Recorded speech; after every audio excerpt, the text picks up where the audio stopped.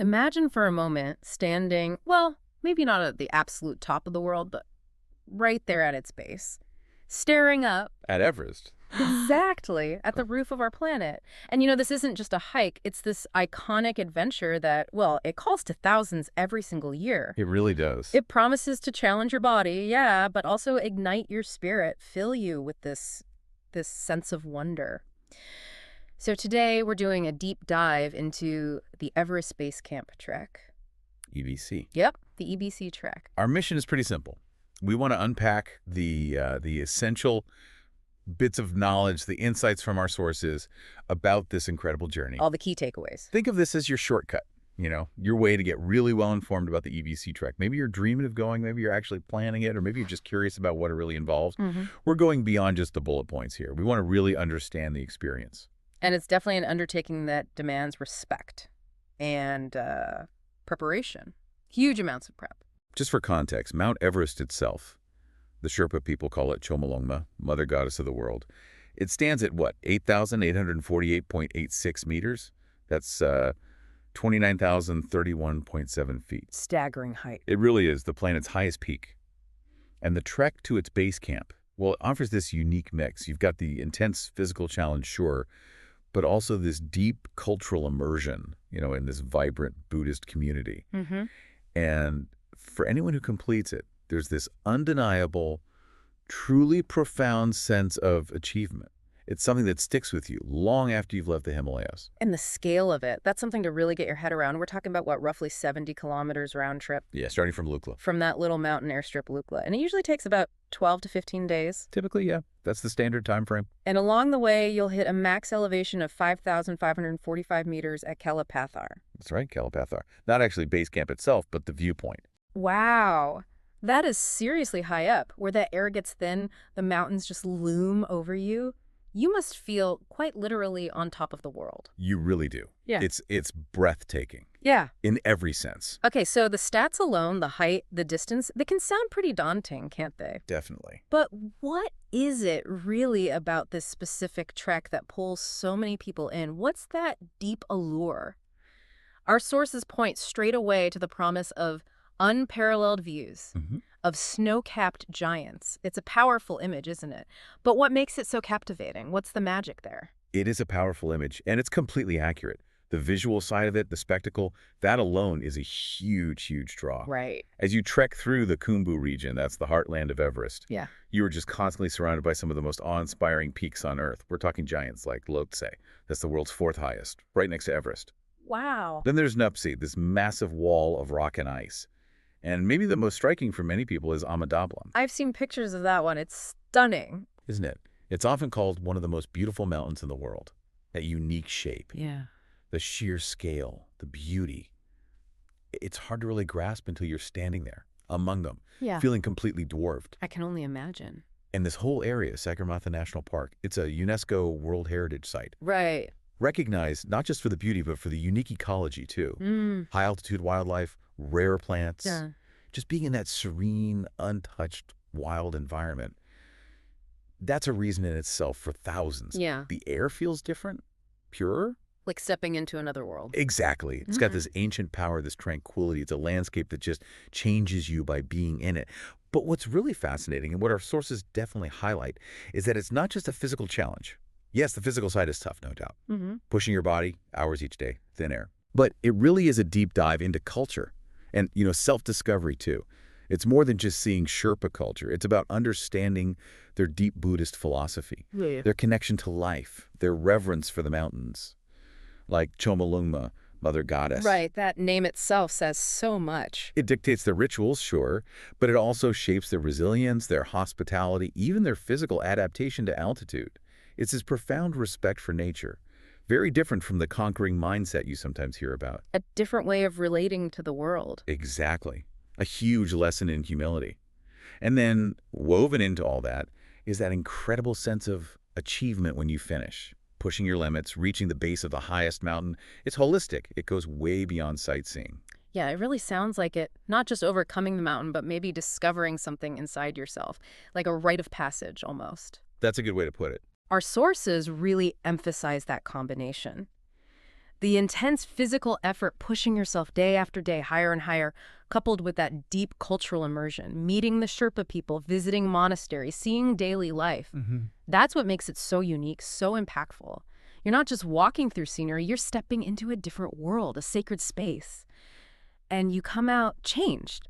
You do. It asks a lot of you, this journey, but it seems to give so much back. Strength, perspective, appreciation. Many people call it truly transformative, not just a hike. So how does this incredible journey actually play out day by day? You don't just, teleport to base camp. No, definitely not. It all kicks off, for most people, with that flight into Lukla, which sounds like an adventure in itself. Day one starts with this burst of excitement, maybe a little bit of nervousness too, flying into Lukla's Tenzing Hillary Airport. Famous airport. Yeah, famous for that incredibly short, sloped runway.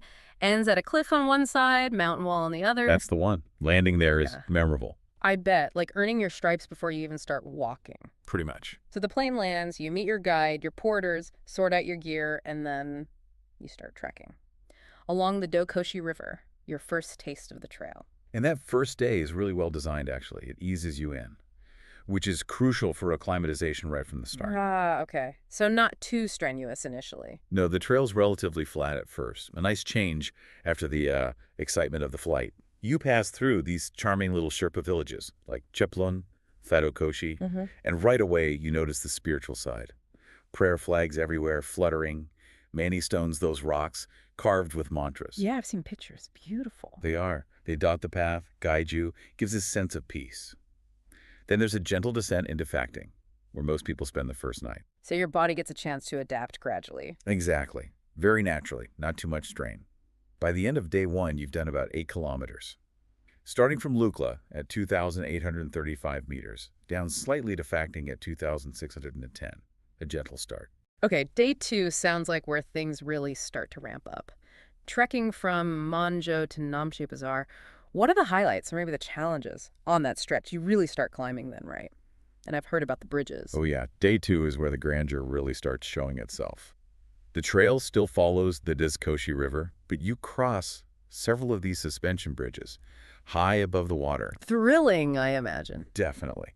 Especially the big one, the Hillary Suspension Bridge, just draped in prayer flags, an amazing sight swaying gently. You have to stop and just take it in. Wow. And yes, after you check in at the Sagarmatha National Park post in Monjo, the trail definitely changes. It goes up steeply for about 2 or 3 hours to Namche Bazaar. That sounds tough. It is challenging, yeah. Long switchbacks. Test your stamina. But the reward, Namche Bazaar. It's the main Sherpa trading hub, a bustling town built right into the mountainside. The Sherpa capital, almost. You could say that. Yeah. Trekkers rest there, resupply, hang out.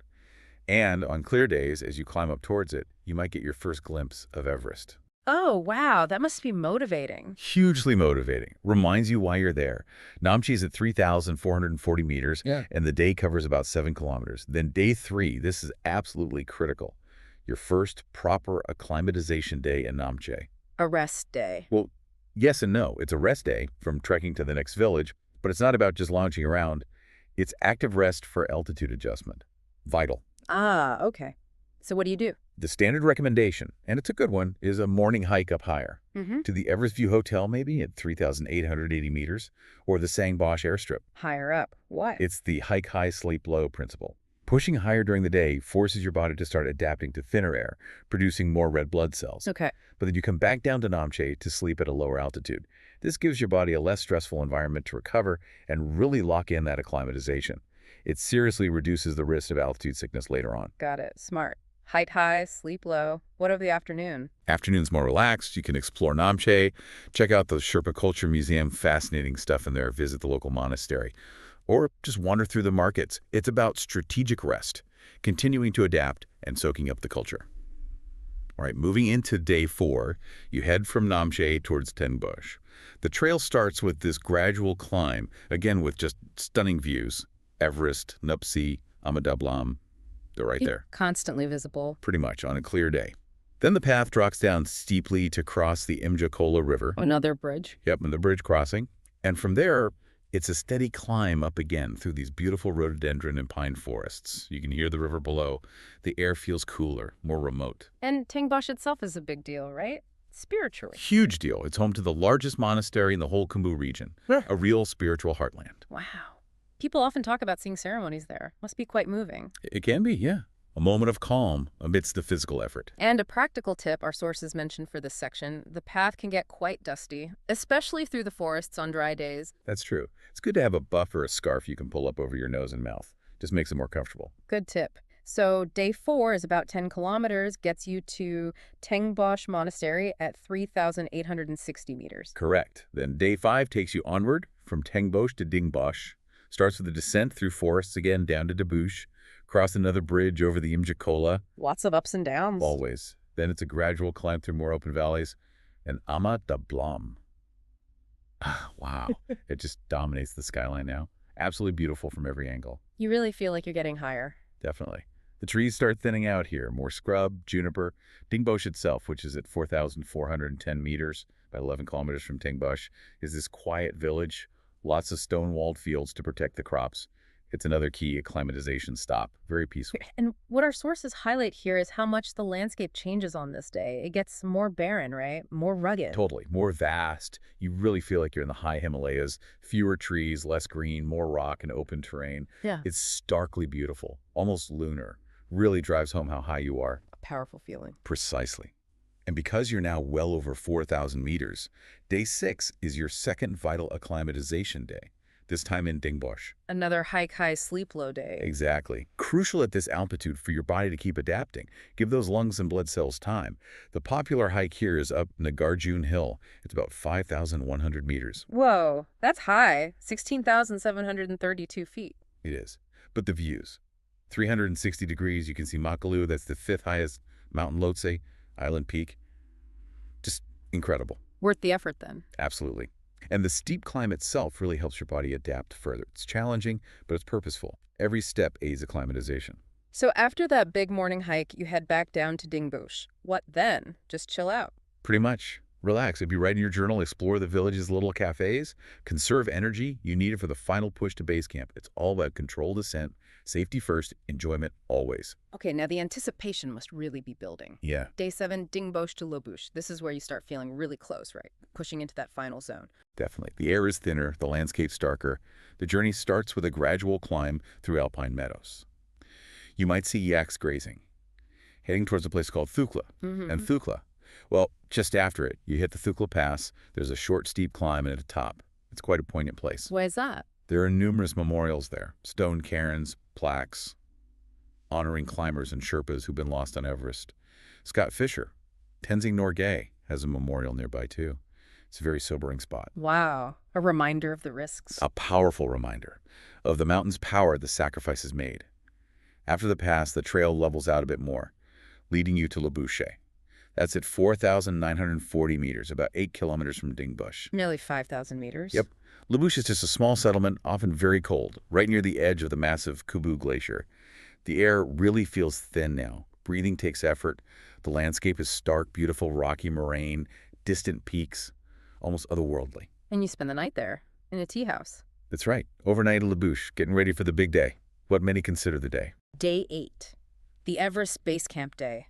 This is it. You wake up knowing this is what it's all been about. The excitement is palpable. What's that final push like? I hear the morning trek to Gorak Shep takes a couple of hours. Yeah. Along the Khumbu Glacier moraine. Yeah, about 2-3 hours to Gorak Shep. Yeah.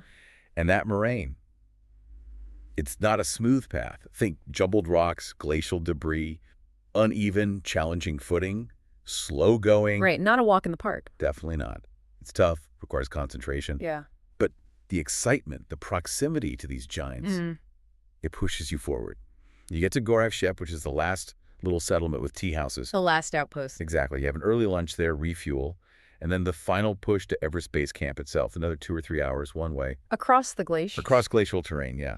You can feel the power of the Khumbu Glacier underfoot until you reach it. Base camp, it's not really a permanent place, more like a designated spot. But during climbing season, April, May usually, it transforms. It becomes this vibrant temporary city, colorful tents everywhere, prayer flags. You feel the energy of the expeditions preparing. It's awe-inspiring. Wow. To be right there. But, and this is important, there are no tourist facilities at base camp. No tea houses, nothing like that. So after you soak it all in, take your pictures, feel the atmosphere. You have to trek back to Gorakshep for the night. Ah, okay. So you don't sleep at base camp. No. You sleep back at Gorakshep, which is at 5,160 meters. EBC itself is 5,364 meters. That whole round trip from Gorakshep is about 13 kilometers. It's a long, tiring, but incredibly rewarding day. So base camp achieved. Huge moment. But for actually seeing Everest clearly, I've heard the view from base camp isn't actually the best. It can be a bit hidden. That's a very good point, and yeah, it's a common misconception. Standing at base camp is amazing. The achievement is immense. But for the absolute best panoramic views of Everest, that happens on day 9. Day 9, how so? Day 9 involves an early morning, pre-dawn hike up Kalapathar. Kalapathar. I mean, that's Black Rock, right? Exactly. It's a summit nearby at 5,545 meters. Yeah. You start in the dark, cold, headlamps on. It's tough. But this is the spot. The best viewpoint for Mount Everest. Better than base camp itself. Unquestionably. You get these incredible, sweeping, panoramic views. Everest's summit, Lhotse, Nuptse, the whole Khumbu icefall lead out before you. And doing it before dawn means you can catch the sunrise hitting Everest Peak, turning it golden. It's a moment people never forget. Truly life-changing.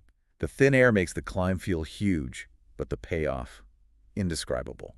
So after those unforgettable views from Kalapathar, you trek back down to Gorakshep, grab a late breakfast, and then you start the descent. The journey back begins. Exactly. You continue trekking down, marking the start of the return journey, usually aiming for Farish that day. So day 9 is actually a pretty long day, too. Up Kalapathar, then down, down, down towards Farish, which is back down at 4,280 meters, but 13 kilometers total trekking that day. You've hit the highest point, seen the ultimate view. Now it's time to head home, basically. Pretty much. Yeah. With incredible memories made and a huge sense of accomplishment. Right. So the really hard uphill slog is done. The rest of the trip, days 10, 11, 12, it's mostly downhill then. Mostly, yeah.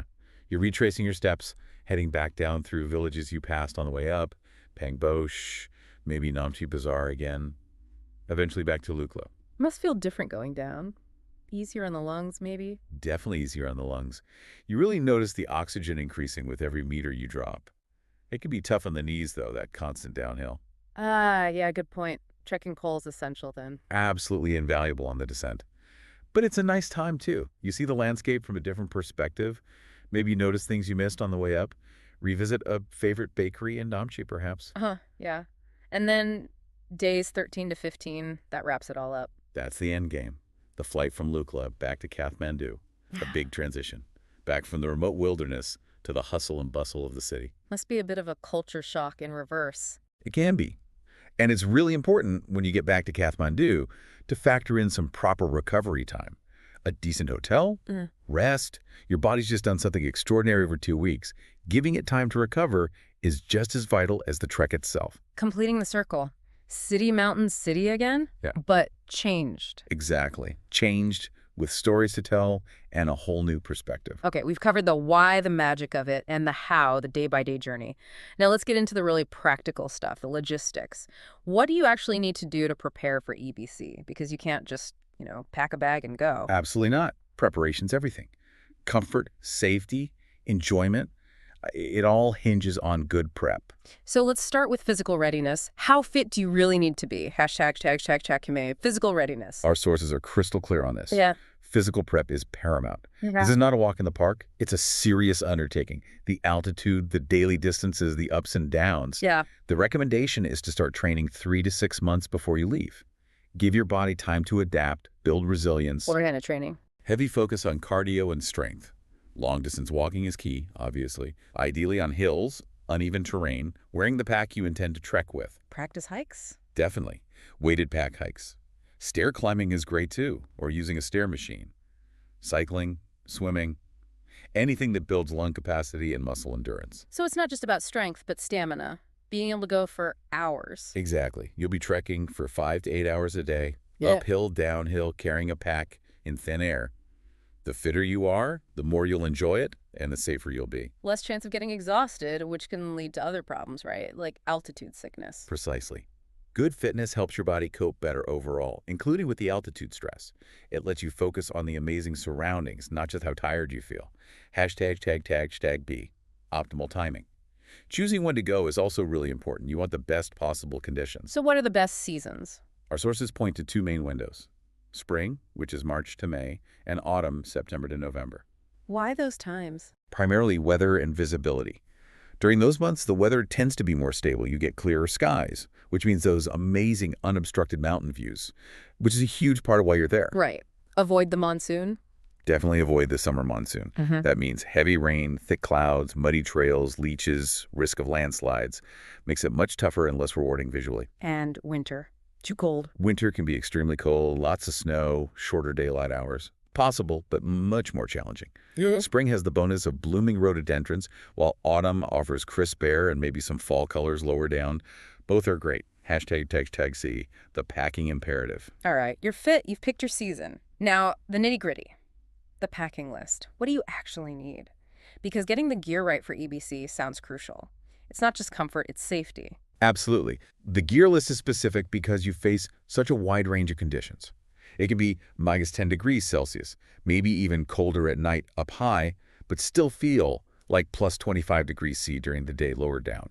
You need to be ready for sun, wind, dust, cold, maybe even a bit of snow. So first up, clothing layers. This is the absolute key principle. Staggering, like an onion. Exactly. You need moisture-wicking base layers. Synthetics or merino wool are best to pull sweat away from your skin, keeps you dry and prevents getting chilled.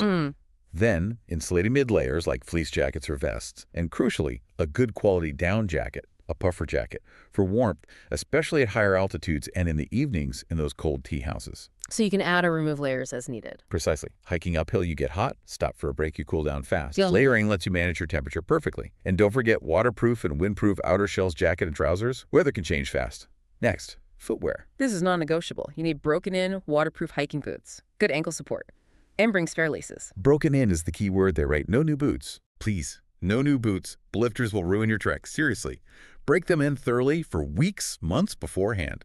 Also, lightweight camp shoes like sandals or Crocs are amazing for the evenings and tea houses. Let your feet breathe and recover. And plenty of good, warm, moisture-wicking socks. Several pairs.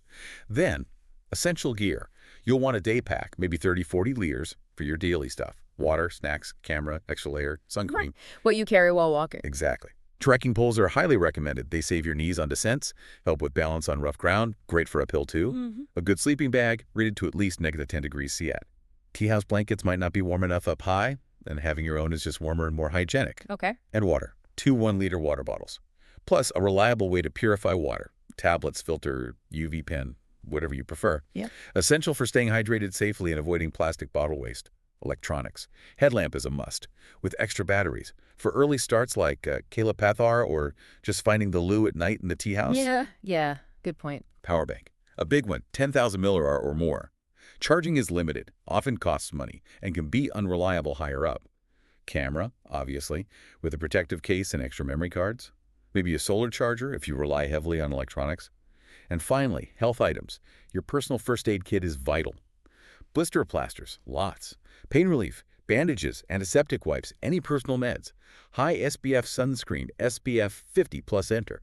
The sun is intense at altitude. Good sunglasses, UV protectant. Maybe altitude medication like Diamax, but only after discussing with your doctor. Prescription needed for that. Yes, absolutely. Talk to your GP. Also, personal hygiene stuff, quick dry towel, toilet paper often not supplied, hand sanitizer, basic stuff, but crucial for staying healthy out there. You have to be self-reliant. ##GID. Navigating the costs. Okay, let's talk money. It's a big factor. Our sources estimate the total cost, excluding your international flights to get to Nepal, is somewhere in the range of $1,200 to $1,800 USD. Per person. Per person, yeah. Once you're actually in Nepal and on the trek, your daily spending might be around $30 to $70 USD. But that really depends. Depends on what? Mainly on whether you trek independently carrying your own gear, navigating yourself, or if you go with a guided group, which includes guides, porters, permits. And the guided option costs more? Generally, yes. A typical guided 12-day trek package might average between $1,200 and $2,500. It's a range, depends on the company, what's included, group size. Let's break down those costs a bit. The Lukla flights are a big chunk, maybe $150 to $200 each way. Wow, just for that short flight. Yeah, there's specialist mountain flights. Permits are mandatory, the national park fee, the local region fee. That adds up to about $50 total. Okay. Accommodation in the tea houses is actually quite cheap for the room itself, maybe $70 to $150 total for the whole trek. They make their money on food. Ah, right. So food and drinks are where it adds up. Exactly. Budget maybe $300 to $500 for food and drinks over the trek. Prices go up significantly the higher you get because everything has to be carried up. Makes sense. What about guides and porters? If you hire independently, a guide might be $20 to $30 per day. A porter who carries your main bag, a lifesaver, honestly is maybe $15 to $25 per day. And tips. Yes, tipping is customary and very much appreciated. Budget around $50 to $100 per staff member, your guide, your porter at the end. They work incredibly hard. Right. Gear rental or purchase. If you need stuff like a sleeping bag or down jacket, could be another $100 to $300. You can rent a lot in Kathmandu. And super important budget for contingencies, unexpected stuff. Like what? Flight delays in Lukla are common because of weather. You might need extra nights in Kathmandu. Having a buffer of maybe $50 to $100 per day for unexpected things is really wise. Better safe than sorry. So, putting it all together, the recommendation seems to be strongly towards hiring a guide and porter, even though it costs more. Yeah, our sources really emphasize this. It's an investment. Safer navigation, they know the trail, they handle logistics, they spot altitude sickness symptoms. That's a cultural insight, too. Huge cultural insight. They bridge that gap, help you connect with the Sherpa people, and understand their way of life. It just makes for a much smoother, safer, and richer experience overall. Less stress, more enjoyment. Okay, so you're out there, on the trail, away from Kathmandu. What's daily life actually like? Where do you sleep? What do you eat? Our sources talk about this unique tea house lodging. What's that all about? Hashtag tag tea house life. Tea houses are basically the lodges along the trail. They provide simple but usually quite comfortable rooms, especially considering how remote you are. Run by local families. Often, yes. Managed by wonderfully welcoming Sherpa families. Their hospitality is really a highlight. These tea houses are your essential stops for rest and food. What are the rooms like? Basic. Pretty basic, yeah. Usually twin beds with foam mattresses, maybe a small table. Minimal furniture. Bathrooms are typically shared. It can be anything from a squat toilet to a basic Western-style one, but usually no flush, no hot water readily available. Okay. And heating. Gets cold up there. Heating is limited. Generally, the only heated area is the communal dining room. That becomes the social hub in the evening. Everyone gathers there, shares stories, plays cards, warms up by the stove, often fueled by dried yak dung. Huh. Yep. It's surprisingly effective. So despite the modest facilities, the warmth of the welcome, the incredible views right outside, and just living alongside the Sherpa community, it makes the tea house stay a really memorable and authentic part of the trek. Sounds cozy in its own way. Hashtag B, fueling the journey. Absolutely. And to fuel all that trekking, the food is designed to be hearty, high-calorie, energizing stuff. Like what? What's the go-to meal? The undisputed king is dal bhat. You'll eat a lot of dal bhat. The lentil soup and rice. Exactly. Lentil soup, rice, often with a side of vegetable curry, maybe some pickles. It's simple, wholesome, and crucially, in many places, it comes with free refills. Oh. Dal bhat power, 24-hour, as they say. All you can eat. Perfect for hungry truckers. Exactly why it's so popular. Beyond dal bhat, you'll find momos, those delicious Nepali dumplings. Noodle dishes like thukpa, which is a noodle soup, or fried noodles. Hearty potato or vegetable soups, too. Any Western options? Yeah, most tea houses offer some basics like pasta, fried rice, maybe even pancakes or porridge for breakfast. They cater to trekkers' tastes while making sure you get enough fuel for the next day. Hot drinks are great too. Ginger lemon tea, hot chocolate. Essential for warmth. Hashtag C, hydration and power. Staying hydrated sounds absolutely critical, especially with the altitude. It's not just about drinking, but making sure the water's safe, right? Yes, this is super important. Our sources really stress this. Always, always purify your water. Use tablets or a filter or a UV sterilizer. Why not just buy bottled water? Well, it gets incredibly expensive the higher you go. But more importantly, it creates a huge plastic waste problem in a very fragile environment. It's just not sustainable or responsible. Personal purification is the way to go. Good point. What about other comforts? Hot showers, charging phones. Hot showers. They become rarer and more expensive the higher you climb. Often gas heated, so there's a fee. Same for charging electronics. There's usually a cost per hour or per device. And is the power reliable? Not always, especially higher up. They rely a lot on solar power, which can be inconsistent. That's why bringing your own high-capacity power bank, 10,000 milliamp plus, or even a solar charger is really smart. Keep your phone, camera, headlamp topped up, essential for safety and capturing memories. We've covered the trek itself, the gear, the food, the tea houses. But EDC is so much more than just the physical side, isn't it? It's this deep cultural experience too. Hashtag a immersion in Sherpa culture. Oh, absolutely. Connecting this to the bigger picture, the trek takes you right into the heartland of Sherpa culture. Yeah. The Khumbu region is their ancestral home, their unique Buddhist traditions, their incredible mountaineering skills and history. It shapes everything. It's not just scenery, it's a living culture. Exactly. Their reverence for the mountains, their spiritual practices, their connection to the land. Yeah. It's woven into daily life. You feel it. Yeah. And their resilience, their cheerfulness, their generosity. It's truly inspiring. And you can actively engage with that culture, right? Our sources encourage that. Highly encouraged. Don't just be a tourist passing through. Learn a few basic Nepali phrases. Namaste. The respectful greeting with hands together goes a long way. Dhanyabad, for thank you. Simple things make a difference. They really do. Greeting people on the trail with a warm namaste, maybe a slight bow, letting uphill traffic pass on your right. Small gestures of respect that open doors to genuine connection.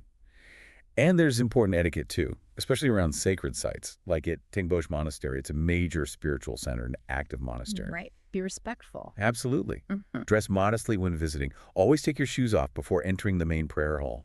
Keep your voice down. Remember, it's their place of worship. And you'll see prayer flags everywhere, mani stones carved with mantras. These are sacred. Never step on them, never disturb them, and always walk to their left clockwise. That's the traditional way in Buddhism. Shows you understand and respect their customs. It's all about showing respect for their traditions, their sacred spaces, and talking to your Shilpa guide must offer amazing insights. Oh, unparalleled insights. They're not just navigators. They're custodians of their culture. Ask them about their history, about Tenzing Norgay's ascent with Hillary, about their families, their relationship with Chomolungma. Understanding their perspective adds so much depth to your own journey. It truly contextualizes everything. Which brings us to safety, a really critical aspect. How do you stay safe on such a challenging trek, especially with the altitude? Altitude sickness is the big one, right? It's the primary concern. And the advice is simple, but vital. Follow the acclimatization days strictly. Do not skip them. It massively increases your risk. Listen to your body. Absolutely. Go slow. Report any symptoms. Headache, nausea, dizziness, unusual fatigue to your guide immediately. Never push higher if you're feeling unwell. Hike high, sleep low is the strategy, but slow and steady wins the race, safely. Communication is another challenge. How do you stay in touch or call for help if needed? Yeah, what's cell service like? You can get local SIM cards, Ncell or NTC, and they work okay up to Namche Bazaar. But beyond Namche, the signal gets weak, then disappears completely, often around Debouche or Dingboche. So no signal higher up. Pretty much none, Yeah. which is why for emergencies in places like Gorak Shep, a satellite phone or a device like a Garmin InReach is really recommended. For sending messages or an SOS signal? Exactly. They work anywhere, independent of cell service. Mm-hmm. Crucial safety backup in such a remote area. Your guide might have one, but having your own is even better. So planning for communication blackouts is key. What else? Tell people back home your itinerary. Check in when you do have signal. Carry a comprehensive first aid kit, know how to use it. Extra batteries for everything. A physical map and compass or GPS, even with a guide, is a smart backup. Basic self-reliance tools. And again, hiring a local guide. It's a massive safety factor. Because they know the signs of altitude sickness and the weather. Exactly. They know the terrain, the conditions, how to read the weather, how to recognize altitude sickness early. They know when to rest, when to push, when to descend. Their experience is invaluable. And, absolutely non-negotiable, get high-altitude evacuation insurance. Helicopter rescue insurance. Yes. Medical evacuation from the Himalayas is incredibly expensive without it. Tens of thousands of dollars. Do not trek without it. And finally, maybe register your trek details with your embassy. Just an extra layer of security. Lots to think about, but all crucial for safety. Hashtag C. Practical tips for success. All right, just a couple more quick practical tips from our sources based on real trekker experience. Yeah? Carry Nepali rupees and cash. Small denominations. Definitely. No ATMs on the trail past Namche. Cash is king for tea houses, snacks, drinks, tips. Small notes are best. And start hiking early each morning. Good advice. Beat the heat lower down. Avoid the strong afternoon winds higher up. Reach your tea house with plenty of daylight left to rest, acclimatize, enjoy the views before it gets dark and cold. Plus, mornings often have the clearest skies for those amazing views. Hashtag tag outro. So there you have it, the Everest Base Camp Trek. It really does sound like an extraordinary journey, doesn't it? This blend of serious physical challenge with these incredible cultural and natural wonders. It truly is unique. From that thrill of standing at base camp, 5,364 meters up, seeing the glacier, the tents, to the quiet serenity of the Sherpa villages, the monasteries, feeling that spiritual connection, it really does sound transformative. Leaves a mark on you. Walking through arguably some of the most breathtaking landscapes on Earth, you walk away with a deeper sense of human resilience, cultural richness, and just the raw power of nature. And hopefully what you take away from our deep dive today is that with thorough preparation, and that means the physical training, the right gear, understanding the costs, and crucially, having real respect for the Sherpa culture and the fragile environment up there. Mm-hmm. With all that, this trek becomes so much more than just ticking a box or reaching a destination. It's this immersive, life-affirming journey. It creates memories that last a lifetime, gives you this huge sense of accomplishment, and yeah, maybe changes your perspective a bit. And if people want specific booking details or help finding good operators, Our sources suggest checking with the established, reputable trekking agencies in Kathmandu.